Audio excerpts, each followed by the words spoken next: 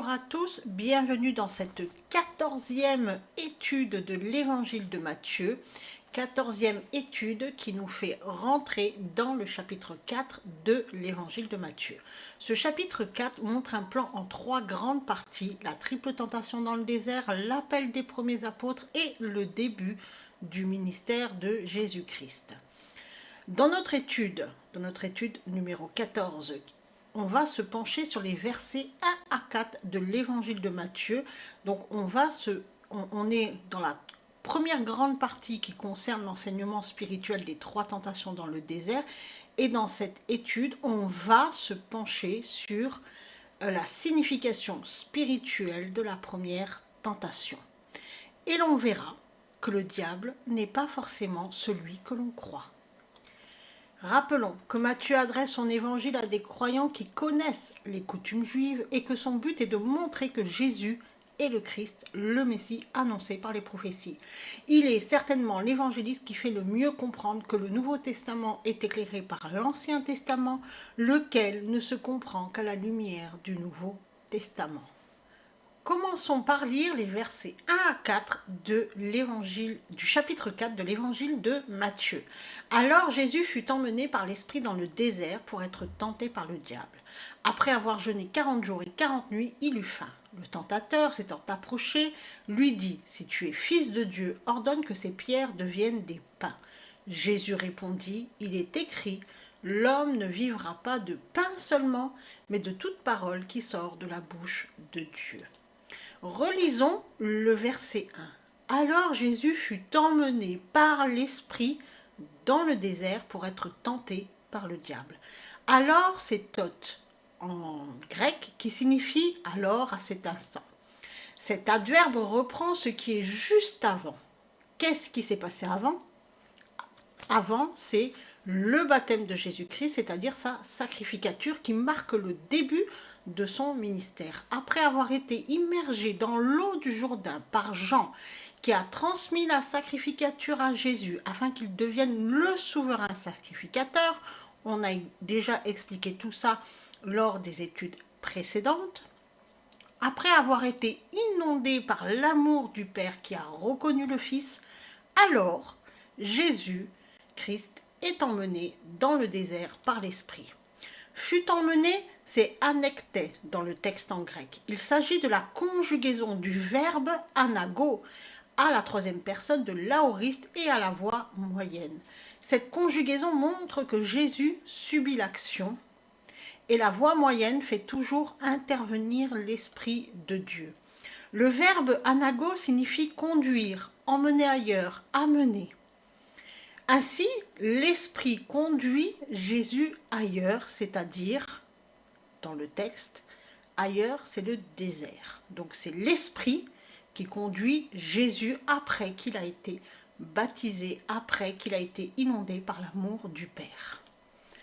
Esprit, c'est pneumatos.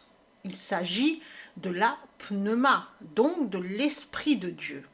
C'est donc Dieu qui conduit Dieu dans le désert. C'est le Père qui conduit le Fils dans le désert. Pourquoi dans le désert ? On nous dit pour être tenté par le diable. Mais qui est le diable ? Pourquoi Jésus doit-il être tenté par le diable ?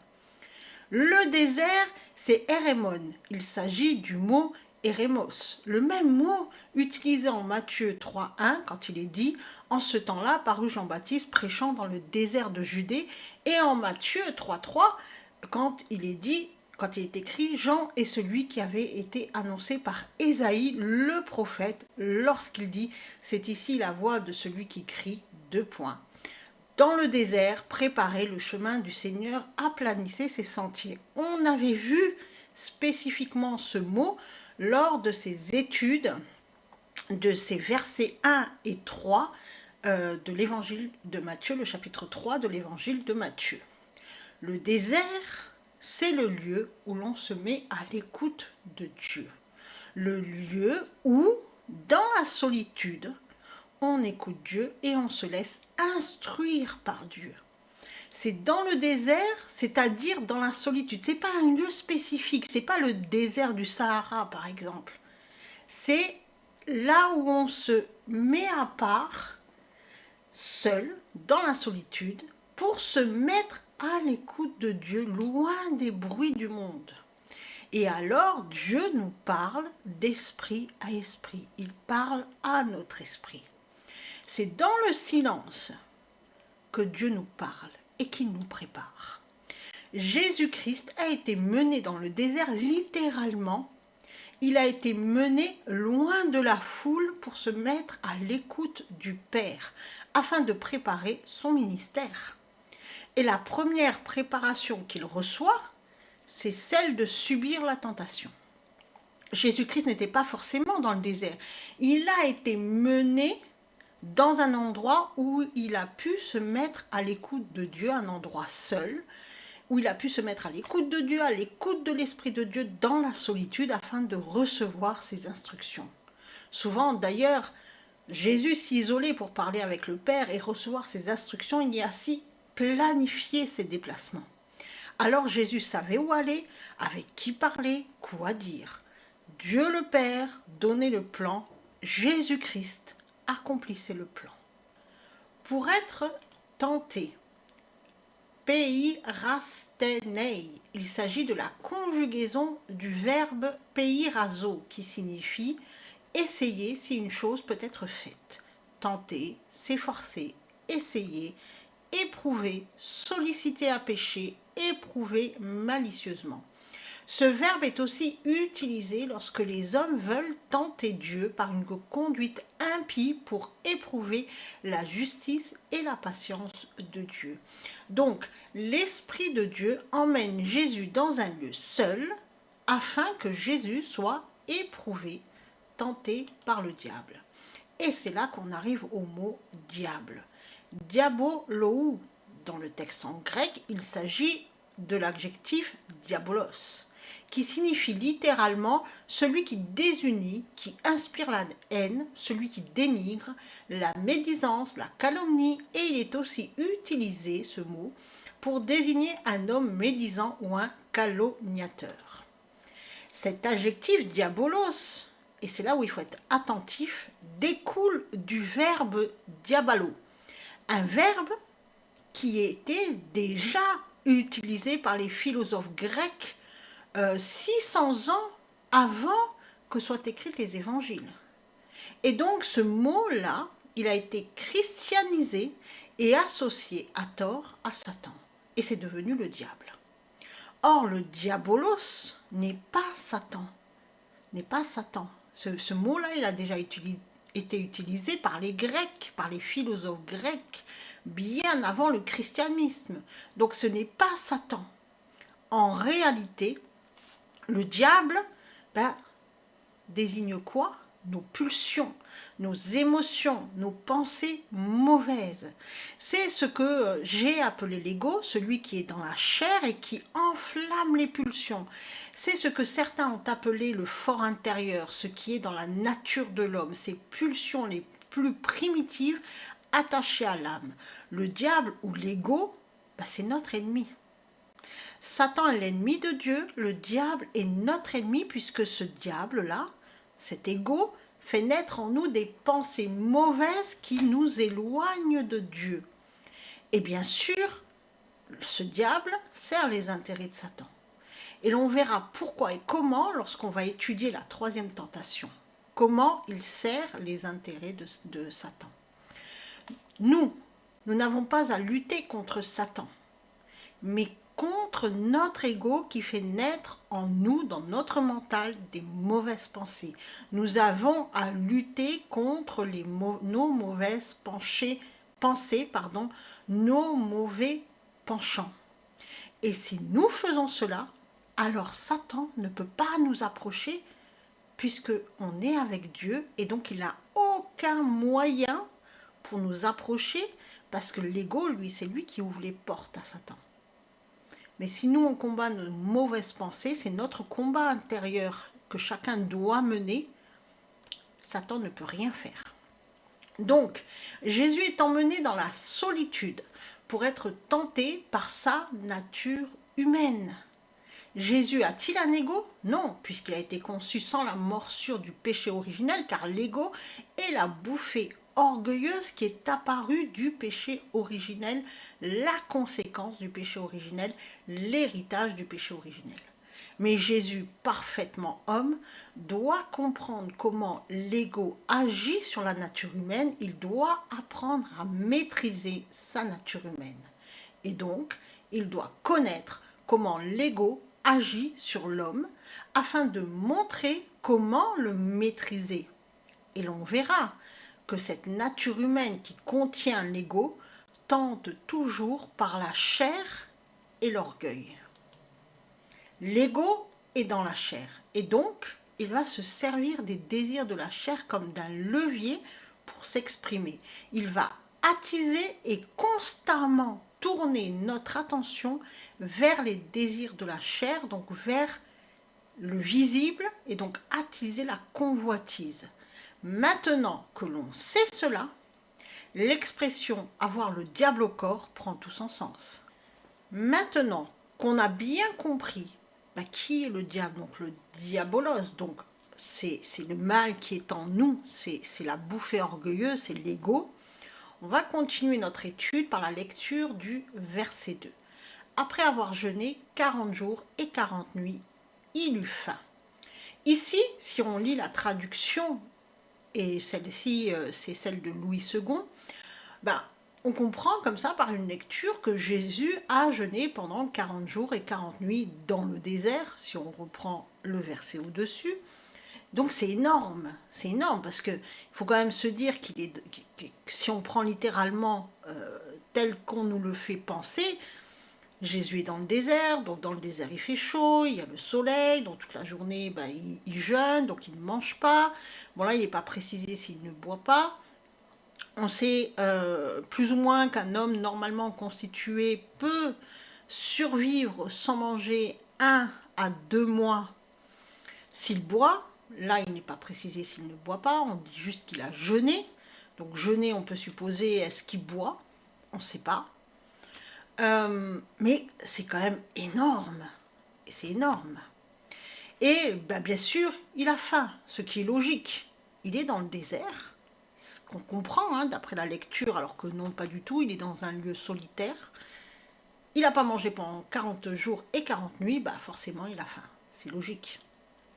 Or en grec, si on prend cette expression 40 jours et 40 nuits, on a emeras tessarakonta kai nuktas tessarakonta. Littéralement, jour 40 et 40 nuits. Il s'agit d'une expression grecque dont la construction est un peu particulière et qui ne signifie pas nécessairement que Jésus a jeûné 40 jours et 40 nuits, mais plutôt qui est utilisée pour exprimer le fait que Jésus a jeûné un certain temps. Et parce qu'il a jeûné, il a eu faim. Il y a une certaine symétrie dans cette expression afin de mettre en évidence que le fait que Jésus, après avoir jeûné, a eu faim, et c'est ce détail qui est le plus important dans ce verset. Cette expression est utilisée pour pointer ce détail, Jésus a eu faim.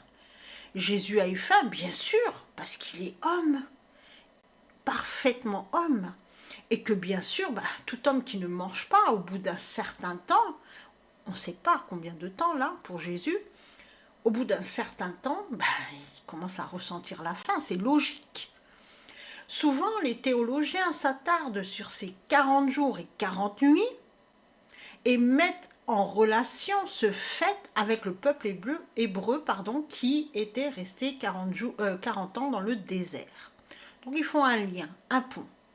En vérité, en grec, il y a effectivement dans cette expression une construction inhabituelle que les critiques littéraires se sont empressés de corriger. Or, cette construction était voulue, car elle pointe le fait que Jésus a faim. Et parce qu'il a faim, alors il va se passer la suite, c'est-à-dire le fait qu'il va être tenté. Mais on va voir que cette tentation n'en est pas une en réalité, mais plutôt un comblement d'un besoin naturel.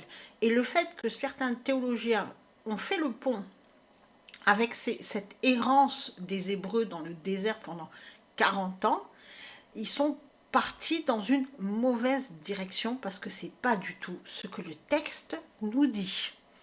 Certains commentateurs, d'autres, ont avancé le fait que si Jésus n'avait pas jeûné pendant 40 jours et 40 nuits, c'est énorme quand même, Satan, et pour eux Satan c'est le diable, puisqu'ils sont dans la pensée christianisée, Satan c'est le diable, avec la fourche et toute la panoplie finalement du diable, avec les cornes, les pieds de bouc et tout ce qui s'ensuit, hein, puisque ça a été super christianisé. Donc l'image a été totalement déviée de son sens. Donc pour eux, Satan c'est le diable. Et finalement, si Jésus n'avait pas été ainsi amenuisé, Satan n'aurait pas pu l'approcher. Et c'est à cause de cet amenuisement physique que Satan a pu approcher Jésus, ce qui est totalement fou, puisque maintenant on sait qui est le fameux diabolos. En réalité, qu'est-ce qui s'est passé? Jésus s'est isolé. Il n'a pas vraiment été dans le désert. Il a été dans un endroit où il s'est isolé de la foule pour recevoir ses instructions du Père. Combien de temps il s'est isolé, on ne sait pas. Et ce fait qu'il s'isole, il le fera souvent hein, durant son ministère, Jésus, parce qu'il va souvent recevoir les instructions du Père. Comme je vous ai dit, le Père a établi le plan, Jésus met en place le plan. Donc là, il s'est isolé, il a reçu ses instructions, et il s'est isolé pendant un certain temps, et puis il a ressenti la faim. Forcément, son corps lui rappelle qu'il est aussi un homme, un humain. Et donc là, c'est son corps qui a réagi, en lui disant « Eh oh, je suis là, donne-moi à manger, j'ai faim ». Et cela a toute son importance pour la compréhension de la suite du texte. À cause de la traduction française, à cause de la correction de ceux qui pensent savoir mieux que Dieu et qui pensent qu'ils peuvent corriger Dieu, en lisant ce texte, on a l'impression que Jésus a erré dans le désert pendant 40 jours et 40 nuits, et seulement qu'après cela, il a commencé à avoir faim. Et que ce chiffre 40 symbolise l'errance dans le désert du peuple hébreu. Et donc Jésus a dû revivre ça. Voilà ce qu'on nous explique hein, en théologie chrétienne, plutôt christianisée. Or non, pas du tout, pas du tout. Jésus s'est isolé et après un certain temps passé sans manger, en pleine communication avec le Père, il a ressenti la faim. J'insiste vraiment beaucoup sur ce détail qui va éclairer la suite du texte et donc permettre de remettre les choses dans l'ordre, de casser certaines programmations mentales religieuses afin de sortir des mensonges de la religion. Continuons et relisons le verset 3. Le tentateur, donc maintenant on sait qui c'est le diabolos, s'étant approché, lui dit « Si tu es fils de Dieu, ordonne que ces pierres deviennent des pains. » Le tentateur s'étant approché, lui dit. Dans le texte originel en grec, le mot tentateur, en fait, il n'est pas écrit. Il est écrit textuellement, littéralement, et je vais pas le lire en grec, mais littéralement, il est écrit « Et s'étant approché, celui mettant à l'épreuve dit à lui ». Voilà comment c'est écrit dans le texte en grec. Maintenant que l'on a remis les mots dans le bon ordre, on va essayer d'y voir un peu plus clair. S'étant approché, c'est proselton.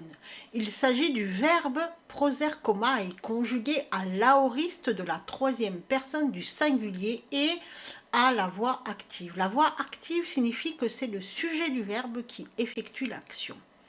Quel est le sujet du verbe ici? C'est la faim. C'est la pulsion de la faim qui s'est approchée de Jésus. Mettant à l'épreuve, peirazon, il s'agit de la conjugaison du verbe peirazo à l'aoriste de la troisième personne du singulier et à la voix active. Donc là encore, c'est le sujet du verbe qui effectue l'action et le sujet est toujours la faim. Donc c'est la faim qui tente Jésus. Ce qui est appelé épreuve ou tentation, c'est aussi une expérience, car c'est quand on est éprouvé par le corps, comme cela va être le cas pour Jésus ici, qui ressent la faim, on acquiert de l'expérience. Et c'est cette expérience qui nous permettra de repousser les désirs de la chair. Là, le désir de la chair, c'est d'avoir à manger. Donc littéralement, dans le texte en grec, c'est le corps de Jésus qui réclame de la nourriture et qui va envoyer un signal dans la pensée de Jésus en disant « Hé, moi j'ai faim, mais puisque toi tu es le Fils de Dieu, puisque tu es Dieu, et que là, tu vois bien que tu as faim, tu dois manger. Sers-toi de tes pouvoirs pour combler ta faim, sers-toi de tes pouvoirs pour satisfaire ce besoin naturel. » Manger, on le sait, c'est un besoin naturel. L'homme a des besoins naturels et Dieu connaît parfaitement les besoins naturels de l'homme. Jésus-Christ a jeûné et il a eu faim. Jusque-là, rien d'anormal. Mais alors, pourquoi cette tentation ? On a compris que c'est le corps qui envoie un message, donc une pensée. Et cette pensée est, si tu es fils de Dieu, ordonne que ces pierres deviennent des pains. Littéralement, c'est ce qu'on a dit un peu plus haut. Si tu es fils de Dieu, puisque tu es Dieu, là, tu as faim, vas-y, sers-toi de tes pouvoirs divins. Et fais sortir de ces cailloux, fais des pains. Si tu es fils de Dieu, il ne s'agit pas en fait d'une supposition. Il faudrait lire plutôt mais comme tu es le Fils de Dieu, tu es le Fils de Dieu, puisque tu es le Fils de Dieu, ordonne à ces pierres de devenir des pains. Donc clairement, la pensée qui vient du corps est cette tentation de se servir de sa toute-puissance pour combler un besoin naturel. Jésus-Christ a le pouvoir de transformer les pierres en pain. Ça, c'est indéniable. Mais s'il le fait, il va se servir de son pouvoir pour lui-même. La tentation ici est donc celle de faire passer les besoins naturels avant la parole de Dieu. Et pour faire taire cette mauvaise pensée qui vient d'un besoin naturel du corps, Jésus va répondre par la parole de Dieu. Donc il va remettre les choses dans l'ordre. Il va d'abord mettre la parole de Dieu et ensuite il pourra satisfaire son besoin naturel. Ici, la tentation, c'est de faire passer le besoin naturel du corps, les besoins naturels du corps avant la parole de Dieu, alors qu'il faut faire l'inverse. Faire passer les besoins naturels du corps, c'est ce qu'on nous enseigne dans le monde. Or, Dieu nous dit d'abord la parole de Dieu, ensuite les besoins naturels du corps, puisque Dieu sait de quoi nous avons besoin avant même qu'on le lui demande. Il sait parfaitement qu'on doit se nourrir. Donc, tenons ferme la parole de Dieu et le reste viendra. Et pour nous, les hommes, c'est la tentation de se servir des connaissances humaines, de savoir humain pour combler un besoin naturel et donc de ne pas faire appel à Dieu comme c'est trop souvent le cas dans beaucoup de pratiques dites de bien-être où on va chercher à soulager un mal-être, un mal aussi du corps, dans des savoirs humains, dans des pratiques humaines, mais sans jamais s'en référer à Dieu.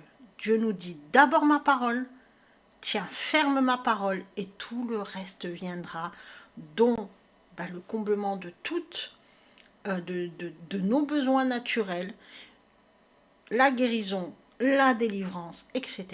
etc. Continuons et lisons le verset 4. Jésus répondit, il est écrit, l'homme ne vivra pas de pain seulement, mais de toute parole qui sort de la bouche de Dieu. Jésus cite ici un passage du Deutéronome, chapitre 8, verset 3. On va le lire. Il t'a humilié et t'a fait avoir faim, et t'a fait manger la manne que tu ne connaissais pas et que n'avaient pas connu tes pères, afin de t'apprendre que l'homme ne vivra pas de pain seulement, mais que l'homme vivra de tout ce qui sort de la bouche de l'Éternel. Jésus-Christ dit que l'homme ne vivra pas seulement de pain, mais il vivra de l'esprit et de pain. D'abord de l'esprit et ensuite du pain. Jésus-Christ ne dit pas que le corps ne sert à rien, qu'il faut arrêter de se nourrir. Il dit que l'homme a besoin de la nourriture terrestre et de la nourriture spirituelle, celle qui nourrit l'esprit, la parole de Dieu. En 1 Timothée chapitre 4 verset 8, nous lisons « Repousse les contes profanes et absurdes, exerce-toi la piété, car l'exercice corporel est utile à peu de choses, tandis que la piété est utile à tout, ayant la promesse de la vie présente et de celle qui est à venir. » Que nous dit Paul ? L'exercice corporel est utile à peu de choses. Cela ne veut pas dire que l'exercice corporel n'est pas utile, mais il est utile à peu de choses. Ce qui est utile à tout, c'est la piété, et la piété vient du spirituel. C'est d'abord le spirituel, après le corps, contrairement à ce que nous enseigne le monde, qu'il faut d'abord combler les désirs du corps avant de s'occuper de spiritualité. La parole de Dieu nous enseigne qu'il faut d'abord nourrir son esprit par la parole, avant de vouloir combler les besoins naturels du corps. Et c'est exactement ce que dit Jésus-Christ. L'homme ne vit pas que de pain, mais il vit avant tout de l'esprit. La priorité numéro 1 et absolue, c'est d'abord de nourrir l'esprit par la parole de Dieu et donc de se saisir de l'épée de l'esprit. Or, le monde nous a fait croire le contraire et nous a programmés à croire le contraire. Le monde nous dit qu'il faut d'abord combler les besoins du corps avant de s'occuper de spiritualité, que tout est au corps. C'est le plus grand mensonge du monde, c'est de tout ramener au corps et donc le corps devient qui l'on est. Or, qui l'on est, c'est l'esprit et c'est pas le corps. Et donc Dieu nous dit de d'abord nous nourrir de la parole de Dieu, donc de nourrir notre esprit avant de nous occuper des besoins naturels du corps, car l'esprit est vivant et c'est lui qui est éternel, c'est pas le corps. Le corps, quoi qu'il arrive, est voué à la mort, il est voué à retourner à la poussière. Beaucoup de pratiques dites de bien-être s'occupent du corps,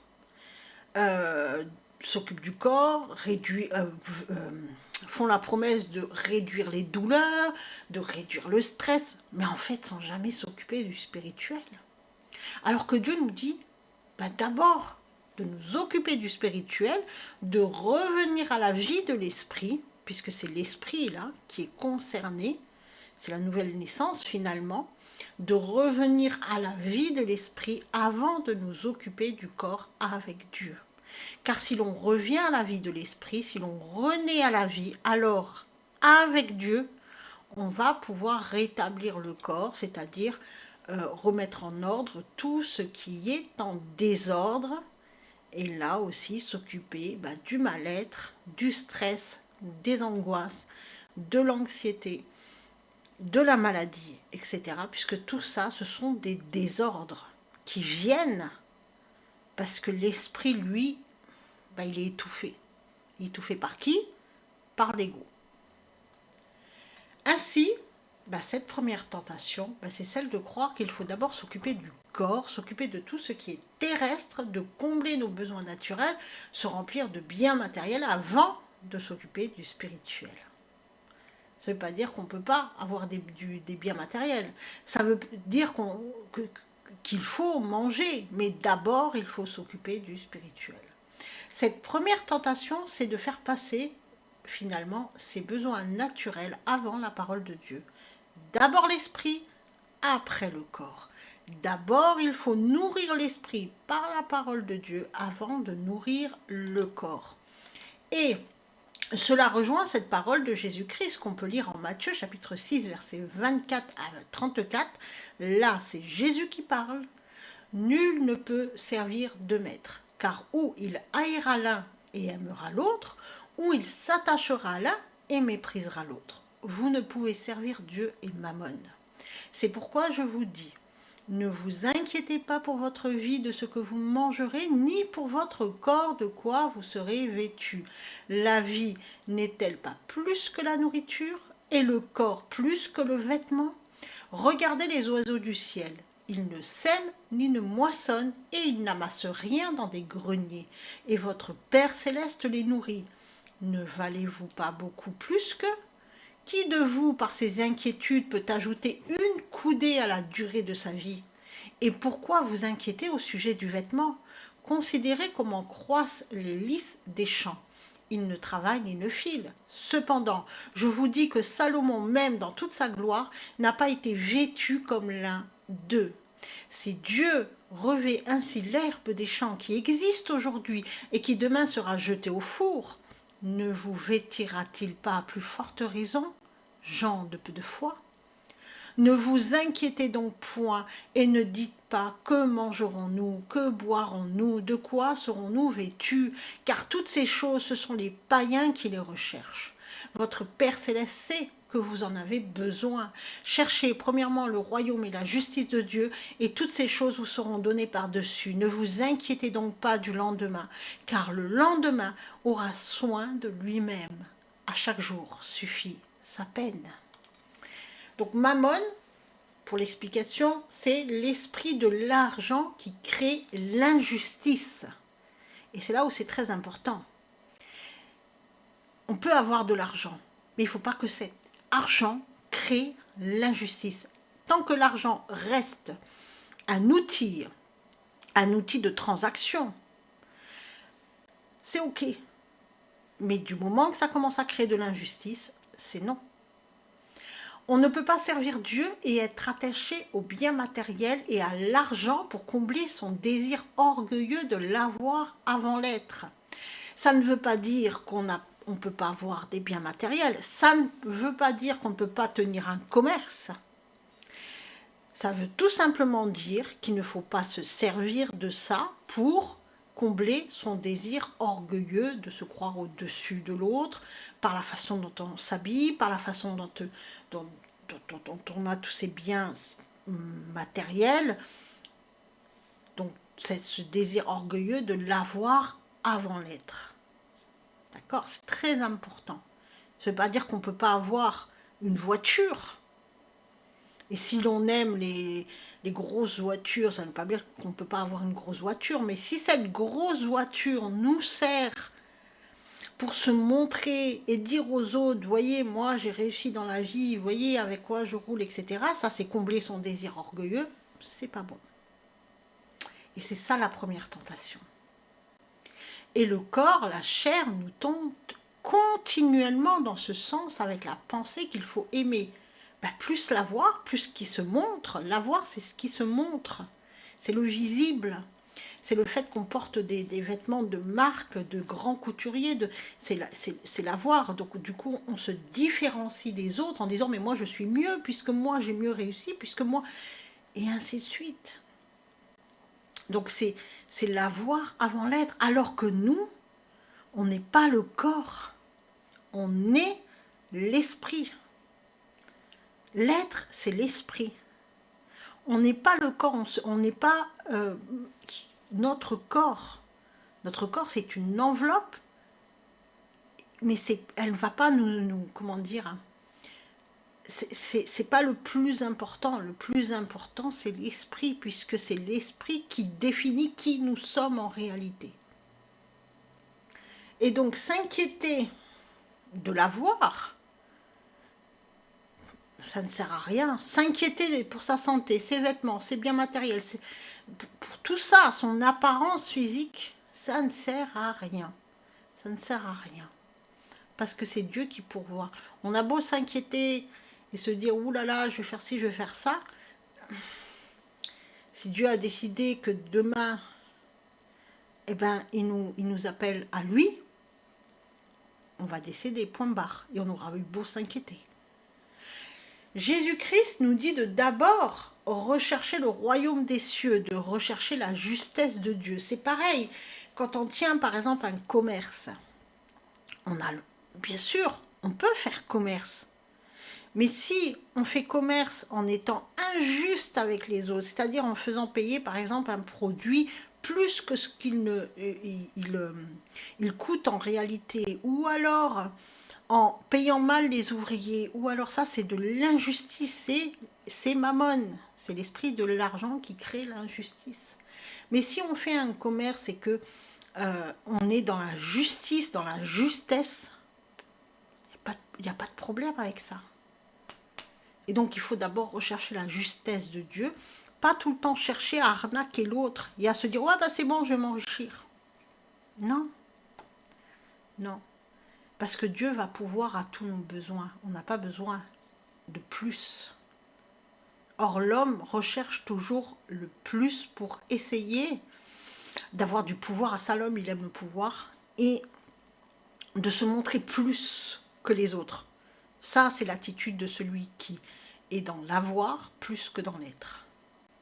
Donc l'essentiel, c'est d'abord rechercher le royaume des cieux, c'est-à-dire revenir au plan de Dieu, rechercher qui on est en réalité, chercher la vie de l'esprit avant de rechercher toutes les autres choses, car ces autres choses seront données par Dieu. Et d'ailleurs, quand on revient dans la vie de l'esprit, on ne recherche plus tellement toutes ces autres choses. Et c'est Dieu qui donne tout. Ça ne veut pas dire qu'on s'arrête de travailler, ça ne veut pas dire que comment on va pas se dire bah, j'ai besoin de ça, donc j'ai besoin d'une voiture, j'ai besoin de ci, j'ai besoin. Dieu va nous aider et Dieu va nous faire chercher tout ça. Mais dans la simplicité, dans la simplicité. Dieu sait qu'on doit payer un loyer ou un crédit maison, peu importe. Il le sait. Dieu sait qu'on doit travailler parce que ben, il faut remplir le frigo. Dieu le sait. Mais il va nous donner une autre méthode, une méthode beaucoup plus simple. Quand on est d'abord dans l'être et ensuite, il va nous aider à combler nos besoins naturels, sans chercher à combler le désir orgueilleux, celui de l'ego qui est dans la chair. Maintenant que toutes ces choses sont dites, qu'on a bien compris ce qu'était la première tentation, et avant d'expliquer la deuxième tentation dans l'étude qui va suivre, je vais donner donc la traduction de sens, la traduction sémantique de ces quelques versets, les versets 1 à 4 du chapitre 4 de l'évangile de Matthieu, en expliquant bien que cette traduction n'est pas une traduction littérale, littéraire, etc., etc. C'est vraiment une traduction de sens. D'accord ? On s'attache au sens de ces versets. On y va. Verset 1. Après avoir été déclaré souverain sacrificateur, Jésus-Christ s'isola pour se mettre à l'écoute du Père et pour ressentir les pulsions du corps que l'homme naturel ressent. Après avoir jeûné quelque temps, il eut faim. Et cette sensation de faim fit naître dans son esprit une pensée, celle de se servir de ses pouvoirs pour satisfaire son besoin naturel de manger en changeant les pierres en pain. Mais Jésus fit taire cette pensée, car elle faisait passer les besoins naturels avant les besoins spirituels. Pour la faire taire, il cita une parole de Dieu. L'homme ne vivra pas uniquement de pain, mais de toute parole qui sort de la bouche de Dieu. Ainsi, la première tentation est celle de faire passer ses besoins naturels, ses pulsions, ses désirs de la chair, avant la nourriture spirituelle, celle qui vient de Dieu, la parole de Dieu. Soyez bénis.